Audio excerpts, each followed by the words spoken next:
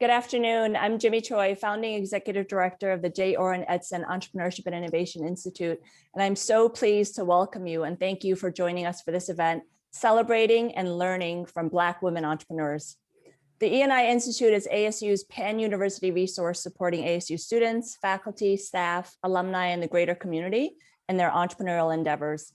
Our purpose is to make entrepreneurship accessible for everyone with the core belief that inclusive principles and equitable practices lead to a culture of diversity and belonging. With thanks to our co-hosts and panelists, Cerila, Lisa, Retha, and Shelley, let me briefly introduce our student moderators, co-hosts, Nicole Shin, who's a junior at ASU studying broadcast journalism at the Walter Cronkite School of Journalism and minoring in justice studies. Nicole's the co-president of the Multicultural Student Journalists Coalition at ASU and the vice president of the National Association of Black Journalists at ASU. She's an aspiring investigative journalist who's passionate about entrepreneurial opportunities within media and mass communications. Our second co-host, Leah Coleman, is a sophomore in Barrett, the Honors College, majoring in computer science. Her activities and memberships on campus include being a peer educator coordinator for the Sexual and Relationship Violence Prevention Program, an undergraduate researcher in the ICON lab, and director of health and wellness for the Phi Sigma Rho engineering sorority. Leah and Nicole, please take it away and introduce our panelists, and looking forward to the conversation. Thank you. Awesome. Thank you guys so much for being here today. Nicole and I are very excited just to get started. And just a couple of quick things. We'll be doing a Q&A session after, at the closing of the session when there's about 10 to 15 minutes left. So if you have any questions, please put them there. Also, we should all be in gallery view. But in case it's switched for you, that's the best way to see all of us. So definitely keep that there. And then lastly, we have two panelists here today, both Shelley and Lisa, who actually have books.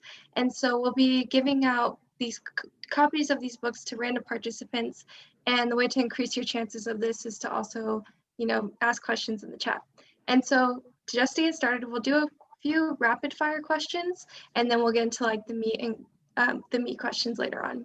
And so the first one, and we'll go Cerila first, and then we can go Retha, Shelley, and Lisa, just because that's how I have it organized. So just in a few words or a few sentences, do you want to just introduce yourself, the work that you do, and just the focus of your professional career?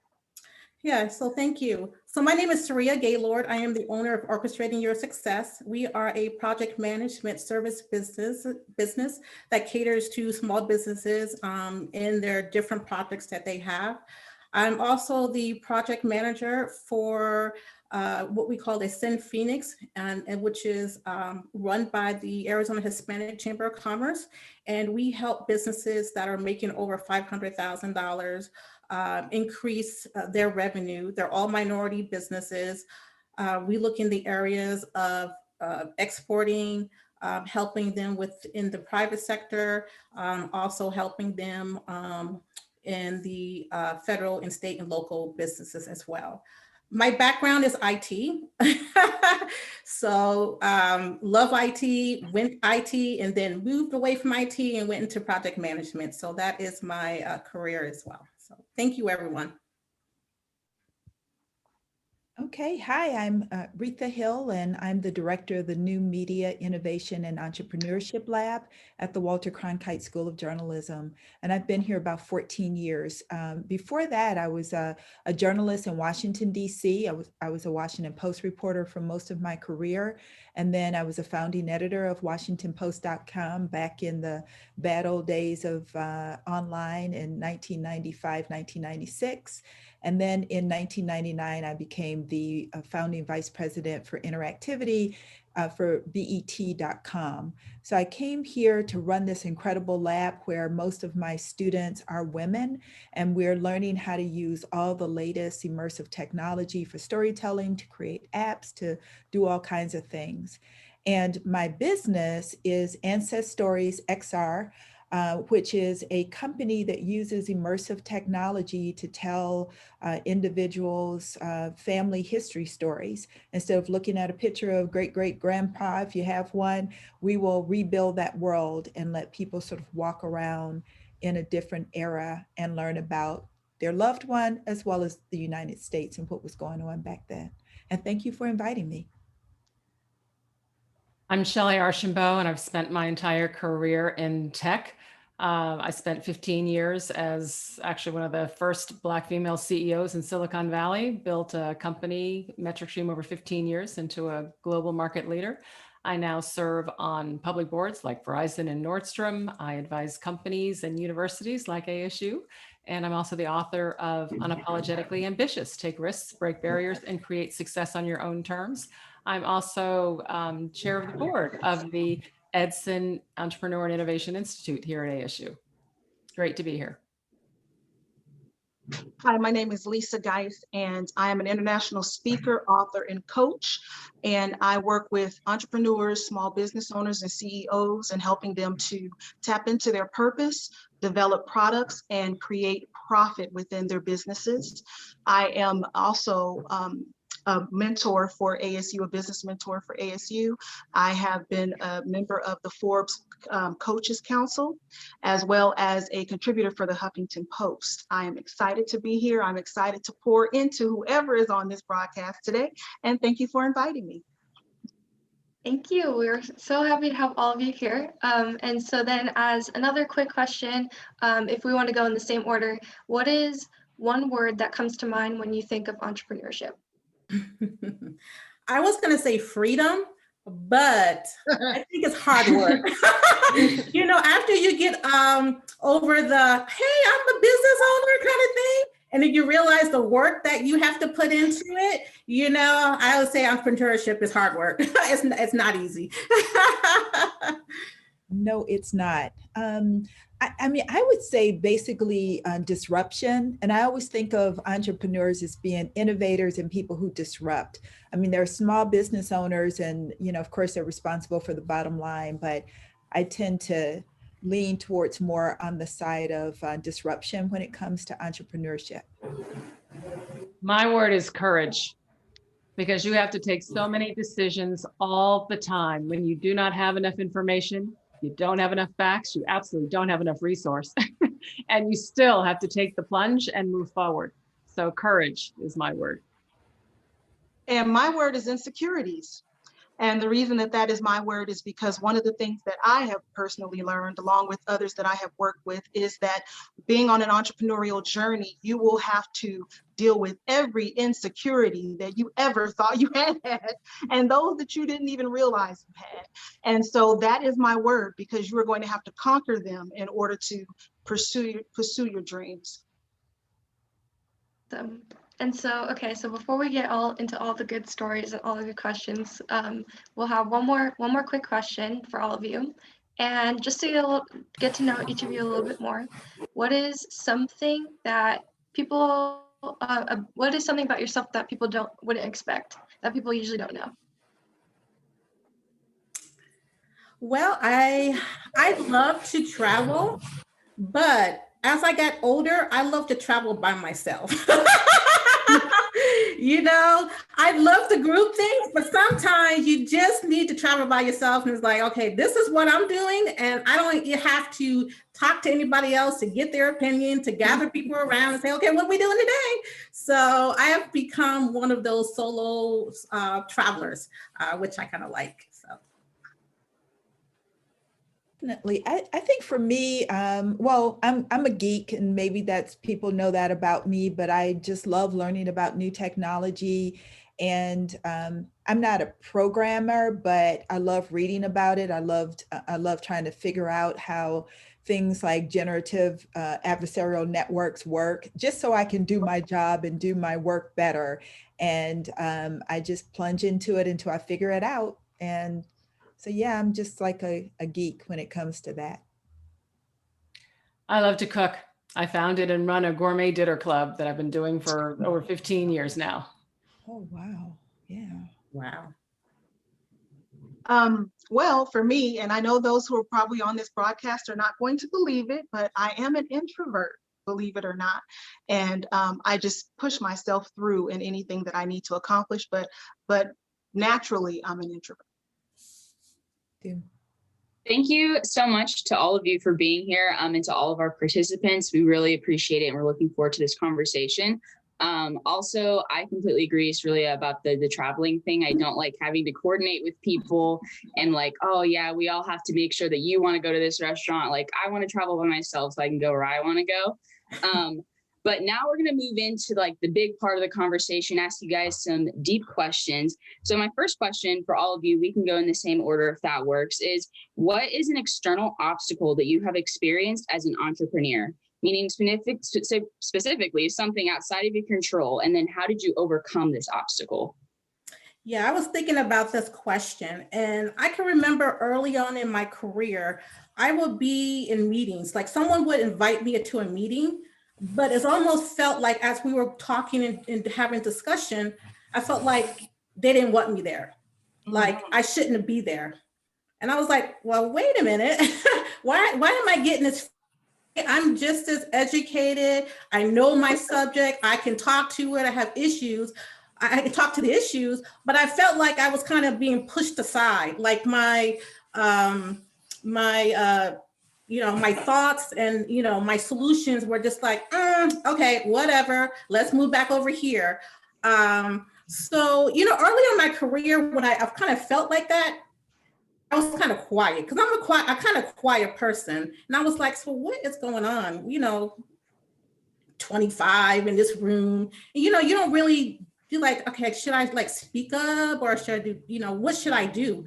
But I think as I got older and got more assertive and got more confident about myself, then I became more talkative and be like, wait a minute, you're not just going to push me aside because, you don't agree with me, or maybe there's some racial tension there or whatever. You're going to listen to me and to my solutions and, just the way of my discussion so that I don't get pushed aside many times. And many times, like I said, when I was in my younger profession, you don't really know how to handle that. But as you grow in your profession, from my experience, the more assertive you get, the more confidence you get. And then you got to kind of teach people how to treat you in these meetings, whether executive meetings or, if you're, having meetings with your employees. So I would say, from my experience, don't get pushed aside and learn that lesson early on in your career, and not, as I did, had to wait a little bit to find my voice and to speak up. Yeah, I definitely would agree with that, what Cerila said. I can remember one of the things that's outside of my control is how, as a woman, you're treated a lot of times. And on the innovation side of journalism, in the .com days, or now when you're, in meetings with people and you're talking about technology, there are a lot of men. And there's an assumption that they know about all of this and you don't. And so they're mansplaining, or they're doing, going on about, how much experience they have, or some technology that that they're working with, or they're instituting, and for whatever solution. And so they're in this explanatory situation and trying to explain to you what's going on. And I'm pretty quiet. I'm like Lisa, I'm an introvert. And, but I always enjoy when they say, well, why are you here? And then I like dropping it on them. And, but I don't have that devilish look on my face. It's just like dropping the knowledge. And then all of a sudden it's like, oh, you know more about this than we probably do. And that's happened definitely at the Washington Post, at BET, where I've had technologists talk to my employee, someone who's junior to me, to explain something to him. And then it's sort of like, no, over here, because I'm making the decisions and I'm shooting questions at them. And then they realize that they made a serious miscalculation. I don't hold it against them though. It's just, they walk into it with their maleness or whatever it is. And I just very gently kind of pull them back to who you really have to deal with, and I know what I'm talking about. And so that's satisfying to me. And I really encourage the young women who take classes with me and in the lab with me to speak up. If they're on a team with men and they have to do their stand-up meeting in the morning, they look to the guy, and then I call on them deliberately to speak up for themselves, to talk about what's going on with their project, and not always look for the one guy that's in a team of 4 women to speak up.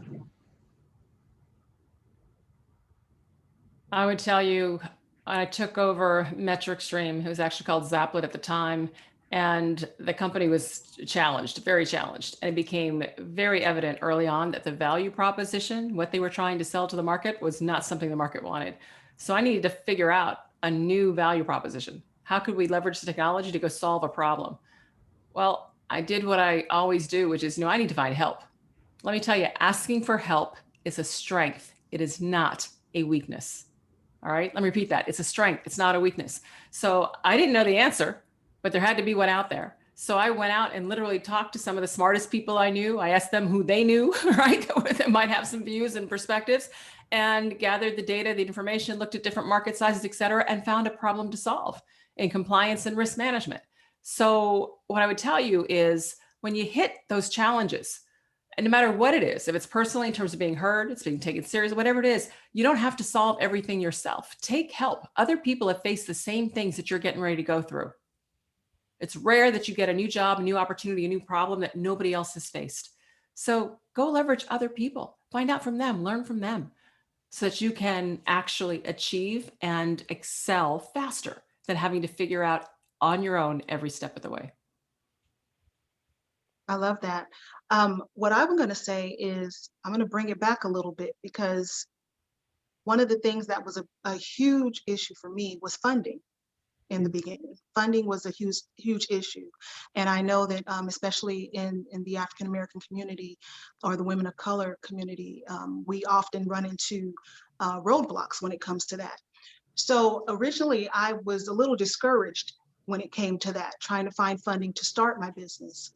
What I decided to do was to take matters into my own hands. I started to think, instead of looking externally as to what I could do, what could I do internally? What did I have control over? And what I decided to do was, I actually started my first business from couponing. Go figure, right? I was watching the show and I was like, well, wait a minute, they're saving a lot of money. And so I actually started my first business by couponing. And for everything that I saved, I put that aside, and I had a goal in mind. Once I reached that goal, I launched my business. So my advice would be that no matter what the obstacle is, just to keep pressing forward. And if it's an external block, always look internally to see how you can control what it is that's going on externally.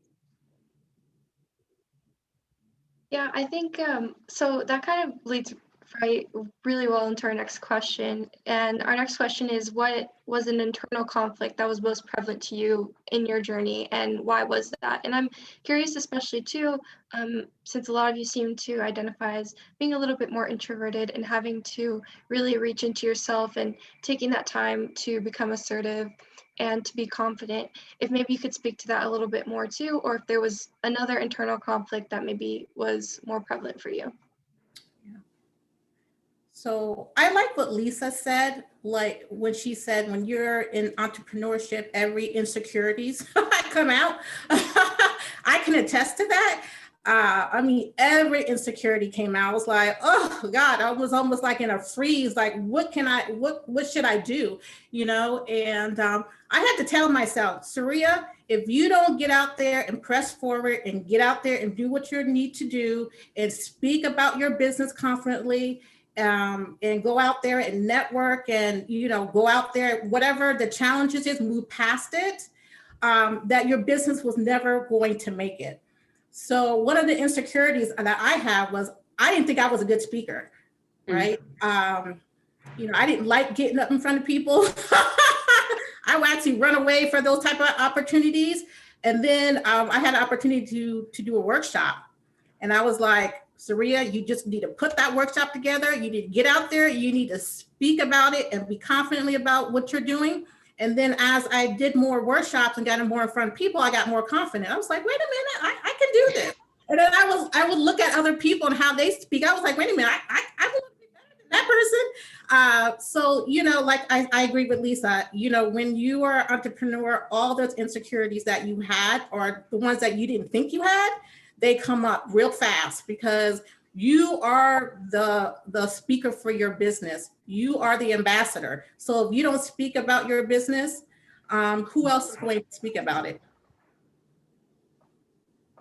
I think for me, in journalism, journalists are expected to, you know, journalism is like the priesthood. You're devoted to it. You don't step outside of it. And I think to be an entrepreneur within journalism is somewhat difficult because it's sort of like, well, are you trying to be a business person now? Well, yeah. Especially when journalism is being disrupted, when we're losing our audience, when we're losing young people who should be coming to journalists to find out what's going on in the world and to help them. And so that was hard to stand up to, whether it's editors or, you know, even here at the university, to say, you know, I'm an entrepreneur and I'm walking the line, not giving up my sacred vow to journalism to be pure and devoted to that cause, but at the same time trying to create a profitable business. So that's hard because they kind of look at you side eye sometimes, like, what are you doing? And fortunately, being a faculty member at ASU and part of Venture Devils is, you know, we have that to lean on, that Venture Devils and everything that Edson's trying to do is for faculty members as well. So I'm not doing anything that's outside of what we should be doing as a journalism professor, as a journalist, but really trying to help this profession survive into the 21st century and beyond. We just can't sit back and let Facebook and others disrupt our business. We have to be proactive in it. And I think that it helps me to have Venture Devils. And I don't say that just to say it, but it really helps to have that reminder that what we are doing is important as entrepreneurs, and we're adding to and not giving up something or taking away from journalists to be innovative, disruptive storytellers. My challenge has been, and frankly still is at times, which is saying no.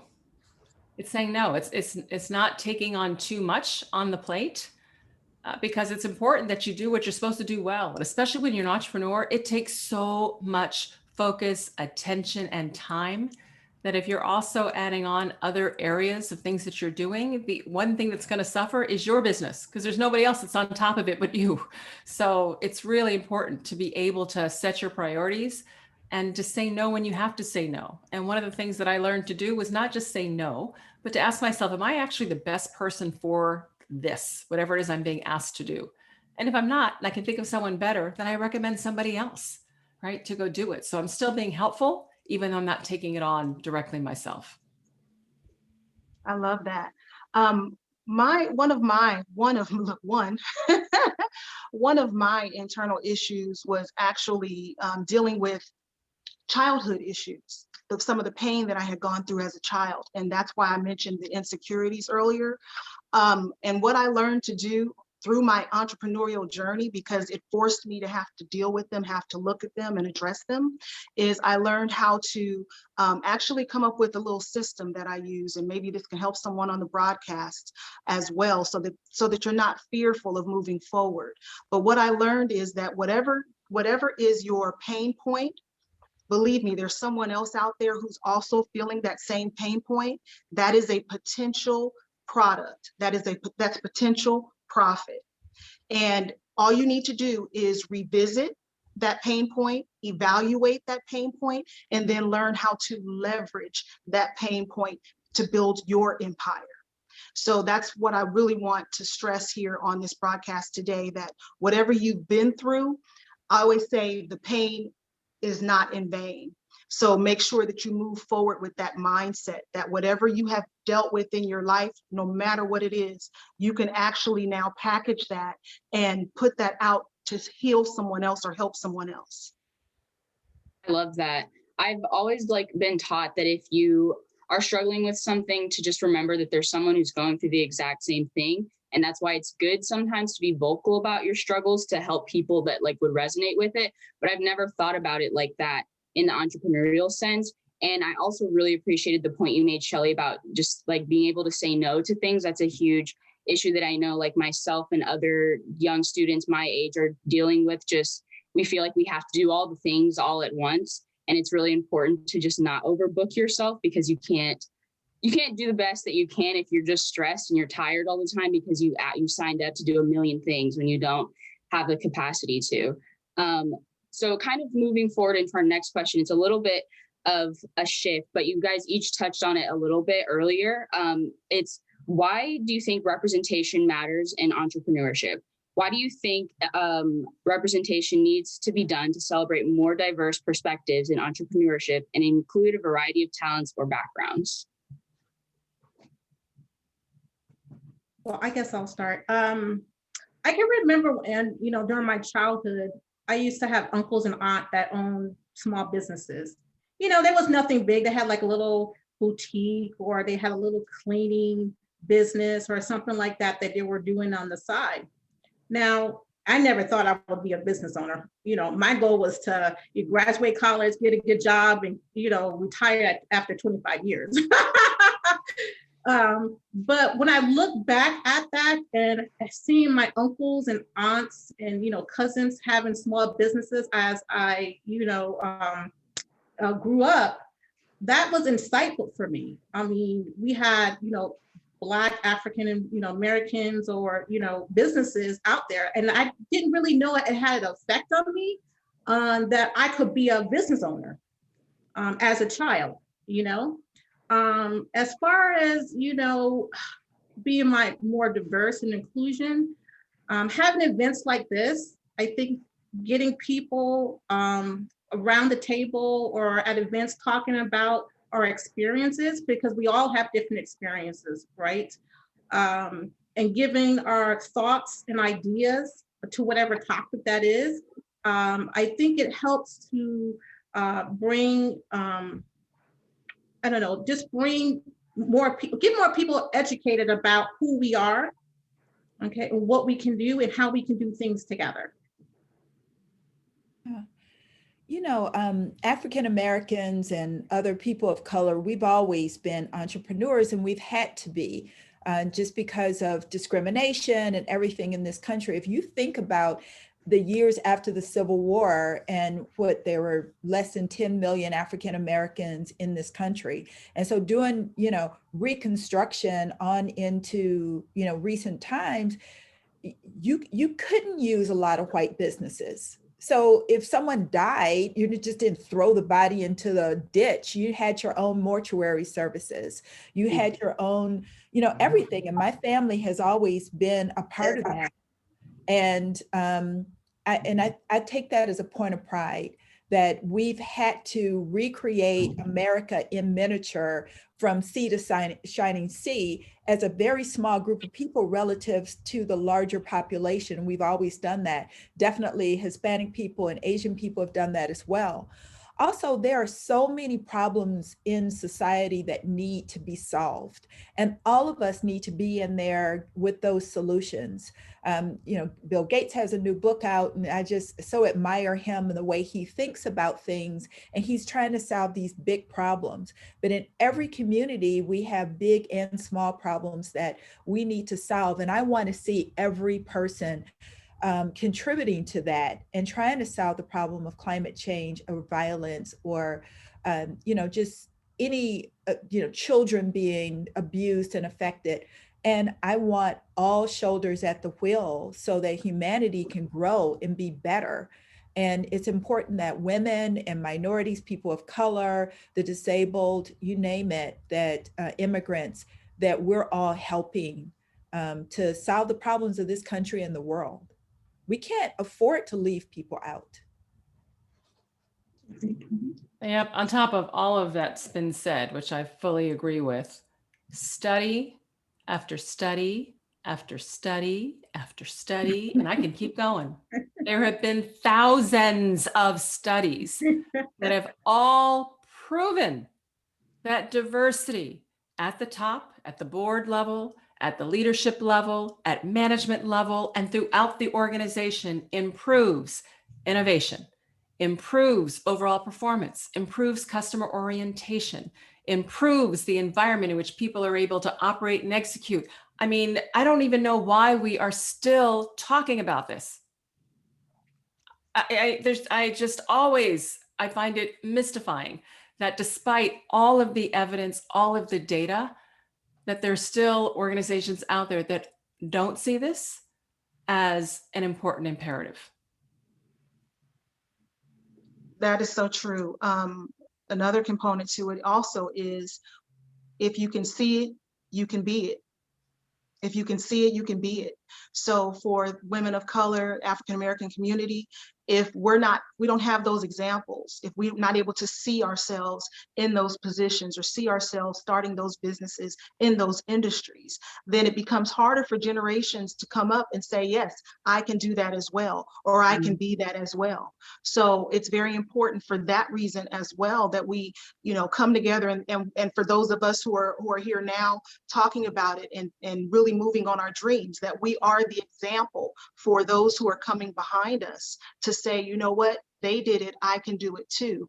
And I really truly believe, I remember as a little girl, my mother had a bookstore and I worked in that bookstore. And during that time when I was younger, I didn't equate the fact that she was an entrepreneur. I didn't even know the word. I just figured I would just go in and help my mom at her bookstore. Well, having that experience and access to see her, writing out her bills for to pay the rent and things like that, for her business, that actually taught me what I do now. It taught me how to sit and structure and create profit and I mean, just a plethora of things that I didn't even realize was being put into me. The seeds were being planted. I didn't even realize that at the time. And not only that, but my very first major job at the phone company that I ended up getting, they had 9 steps in the pay rate.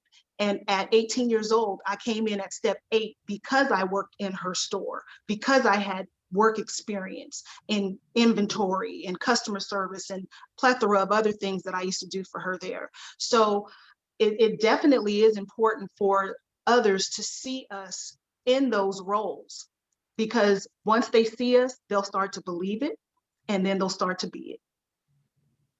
Yeah, I think that is so amazing what you said, Lisa, like just saying that representation matters because of the example. I think that's so important. I think that's such a really good point.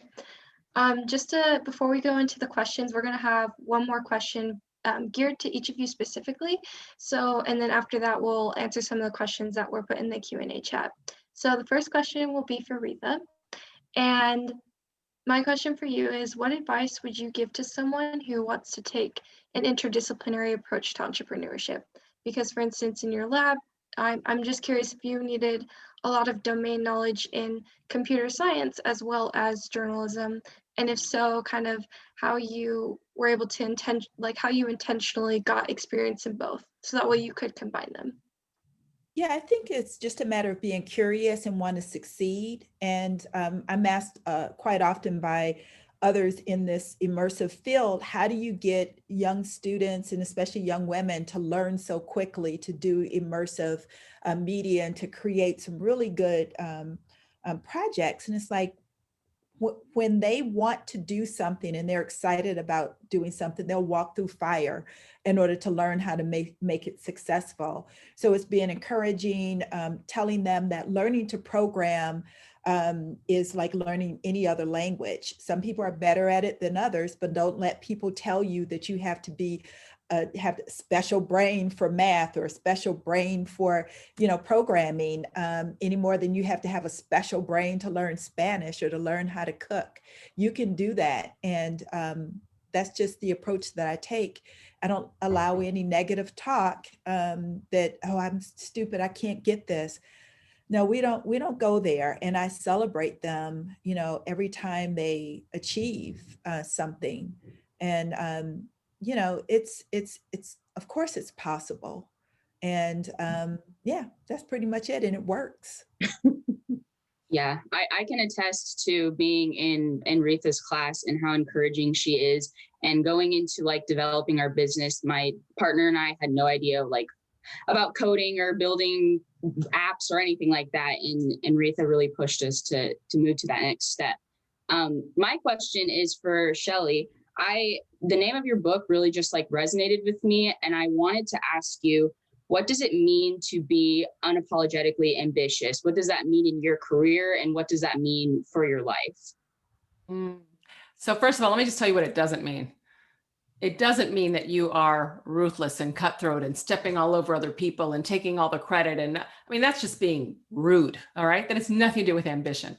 Ambition means that you have something that you want to achieve, create, or impact in the future. And you are intentionally working towards that. Everybody deserves to be ambitious, right? And have goals that they're going after. So being ambitious and unapologetically so means that you are taking ownership for your career, for your life. You're setting some goals, you're setting some aspirations, and you're going after them intentionally. So when I think about all of the talent and capability that exists in this world, especially among women and people of color, who don't get the opportunity for some of the reasons that Retha just talked about to actually demonstrate their full capability, right? It really irritates me. So this whole book, Unapologetically Ambitious, is all about, listen, embrace your ambition. Go for it. You can do anything you want to do or you want to achieve if you do it with intention and you're willing to make the right trade-offs, right? The right choices and get the right help along the way. And I talk about basically how to do that so that more people can achieve what they want in life, professionally and personally. That's awesome. I love how you focus so much on intentionality. I think that's such a big and great word to follow by. So my question now is for Cerila, and my question for you is just as a mentor yourself, what advice do you often give to young entrepreneurs? What is the advice you feel like they need to hear or ask you about the most? Yeah, so I had a mentor that gave me these two words, be confident and be committed. So when it comes to confident, you're not going to always have someone, you know, patting you on the head, be like, oh, you did such a good job. You did so, you know, like our parents, oh, you did such a good job. Let's throw you a party or something like that.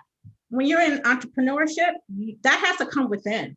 You know, you have to kind of bring that out and say, okay, you know, I messed up today, but you know, I gotta keep going, right? And then when you do something good, you may not have anybody around. I remember I got my first customer and I was like, I got nobody to call.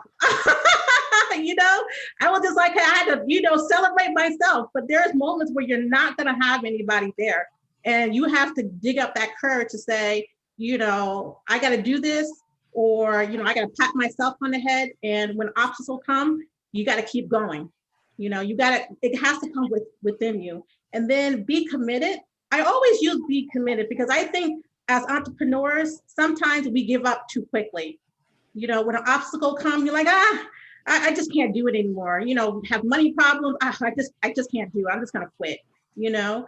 But I always say, keep going because there's only one obstacle and everybody has obstacles that they have to overcome. Everyone, you know, whether it's, you know, money or maybe it's, you know, obstacles because of your time, you can work around that. You know, sometimes you just need to talk to a friend and say, this is what's going on. You know, give me some feedback on how I can make this work, you know, or, you know, read a book or go on the internet or just do something, but be committed to what you're doing. Because obviously you were committed when you first started the business. When you first went out there was something, you know, that says, this is what I'm going to do. And you got real excited about it. But then as, you know, you're going through and you're walking through your entrepreneurship, it's like, man, I got this obstacle and I got this obstacle. Oh, forget it. So if be confident about what you're doing and be committed, because in my entrepreneurship journey, The first 2 years were very difficult. Ups and downs, I ain't got no clients. All I see is money going out the door. I don't see anything coming in. I was like, man, I can go back and get a job and make the money, and I can go travel and I don't have to worry about anything. But then I had to realize, it's like, Cerila, why did you start your business? Why did you start your business? Now I had always asked that question. Why did you start your business? You started it because, number one, you wanted to be your own boss, but you also wanted that kind of freedom, and you wanted to do things on your own terms. So, be confident and be committed and keep going, and you'll make it. I love that. Someone in the comments said you have to be your own cheerleader. And I think that that's just like something that's really important. And what you're saying about commitment resonates with just life too. Anything that you're doing, it gets tough at some points. Inevitably, that's just how the world works. But if you don't continue to be committed to things, you never follow them through. And then what's the point of it all? I have a question for you, Lisa. So I wanted to ask, in your opinion, what are the most integral keys to success as an entrepreneur? Well, I would say the first thing that you must do is you must build with the end in mind. So often people are stuck because they didn't think about the end. So if you think about your end, that'll tell you throughout your journey exactly what steps you need to make in order to get there. Look, I'm raising my hand up high. I was guilty of it as well. It's something I learned along the way, but I only thought about what I was doing in that moment. And every time I would think about what I was doing in that moment, that month, that quarter, that year, that's when I would find myself stuck. When I started to think about what's your big picture, what's your end goal, where do you want to see your company, where do you want to see your business, that's when everything else started to kind of lay itself out, kind of like the roadmap revealed itself without me having to work and struggle throughout that process. So that's one thing. The other thing I want to say is, I want you to definitely stay connected to your why, but I want you to take it a little further, and I want you to discover what your push is. And let me give you an example of what a push looks like. Let's take, for example, for those of us who are parents and those of us who will potentially one day become a parent. If you have worked, let's say you've worked a 16-hour day, you've been standing on your feet all day, you come home and you're hungry and you're thinking, my feet hurt so bad, I can't even stand up and cook today. Forget it, I just won't eat. You'll go to bed. But if your kids come to you and say, Mommy, I'm hungry, it doesn't matter how long you've been standing on your feet, you're gonna go in there and fix those kids something to eat. That's your push. So it's very important on your entrepreneurial journey that you discover beyond your why and into your push. Oh, that is so amazing. I've never heard that before. That is awesome. That's great advice. And it leads perfectly actually into the first question that I see pulled up. So we'll answer a couple of these before time is up. And so Joanna had asked, as a Black businesswoman, what is your biggest challenge with juggling family, marriage, and responsibilities? And how did you solve or still work? Or are you like, how do you work through this, I think is what she means. And any of you can go ahead and answer. I'll answer. I'll just say, letting go. You can't do everything. You've got to set your priorities, decide what's important personally and professionally. You put them together, prioritize. And what that means is going to be stuff that's not going to get done. And the only way you can let go is if you're also willing to let go of being judged. Because trust me, the world wants to judge us on everything. And if we try to act like we have to therefore do everything because we're being judged on everything, we will fail every time. Every time. You can't do it all. I don't care what people say. Nobody does it all. Not any of us sitting here would say we do everything. We don't. So decide what you're willing to do, what you're willing to let go. And then when you let go the judgment as well. Yeah. And then can I add on to that as well? I don't have a family or anything like that, but my parents and family is back east. And they always will call me to solve their problems. And then I was like, it became a burden because I was like, wait a minute, I'm way out here in Arizona. I got my own problems. And then I'm trying to solve problems way in New York. So one day I just came to an epiphany. I was like, you know what? I am not solving your problem. I'm not getting involved in your problems. You're going to have to solve your own problem because I got my problems out here, stuff out here that I need to take care of. And then when I did that, it was just like a release. We're like, man, I'm glad I did that because now I get to focus on me and my business and where I need to go, and they will figure it out. Sometimes we don't like, our families to hurt or, try to solve their problems and let them go through their, tribulations. But, sometimes it's like, they'll figure it out. I need to go here. This is my path and this is where I'm going. And I want to piggyback onto that. I have a rule, the rule of three. There's three things that I decide on a daily basis that are my must-dos. And once I do the must-dos, those three must-dos, that's to keep the pressure off yourself. 3. You can go to 5 if you want to, but I'm at 3. So once I get those 3 things done, anything after that, it's extra. It's extra. So then it leaves you in a position of walking away every day of feeling accomplished. I have an 18-year-old. He just turned 18. I have an 18-year-old. I was a single mom when I first moved here, divorced from my first husband. And it was tough, to work in a new job in a new city without a lot of support and help. But, I met those people. You always have to have community around you to help. You get through things. My husband of almost 5 years now, he's just amazing. But yeah, I don't try to be the perfect mom, but I do try to show up all the time for my son. He's number one priority. And, I had family back east too that I had to help. My mother who died almost a year ago, it was just a lot, but I was an older mom. I kind of did my career first and now launching this new part of my life, being an entrepreneur for me, as opposed to launching other companies, being an entrepreneur. And it's great. And my son has always fit into that life and my husband fits into it. And, I just go for it, and you're right. Some things I've let go. I had to cancel the house cleaner so I could pay for the business. So it's not in the pristine shape that I normally like it to be in, but oh well. Exactly right. I love that. This next question I think will be a really good one for all of you. It's someone asked, what is one thing that you learned from starting your business that you could share with someone who is in the process of starting theirs? Go ahead, Lisa. I was just going to say, first and foremost, guard your dream. Guard your dream. Treat it like it is your newborn baby. And let me just share a quick little story. When I first started my very first company, I was so gung-ho, so excited. And I shared it with someone who said that they were going to help me.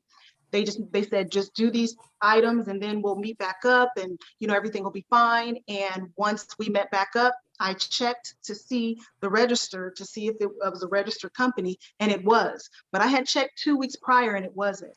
And the day it became registered was the day that I spoke to this individual. So what does that tell you? Exactly. Guard your dream.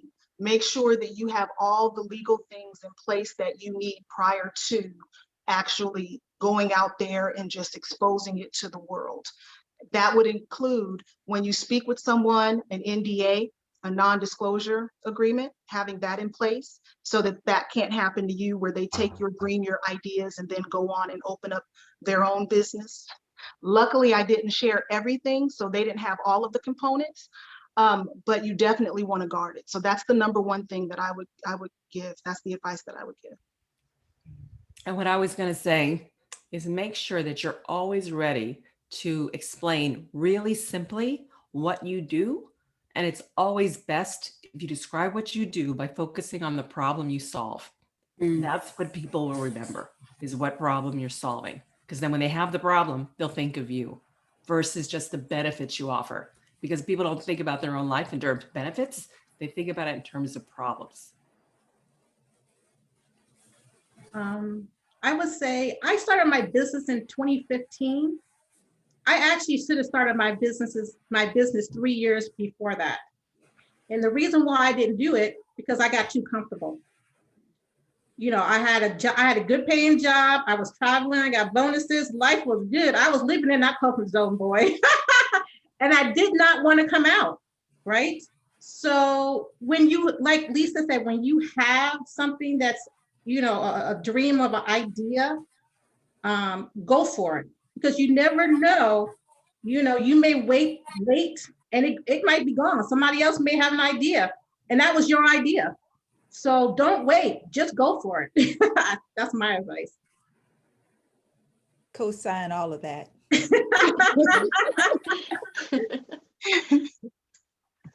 Awesome. Well, I think we're reaching the end of our time here today. So I just want to close off by saying thank you again for all of you being here. I'm pretty sure all of us could have just gone a lot longer.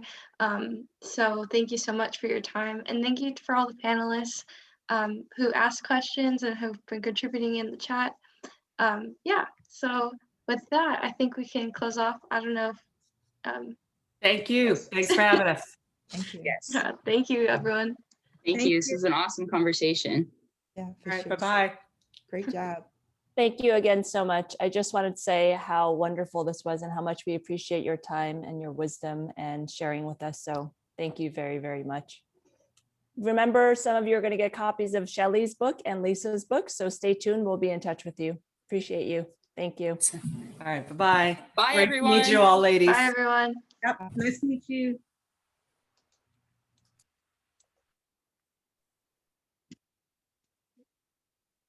Lisa, thank you. I know you're such an involved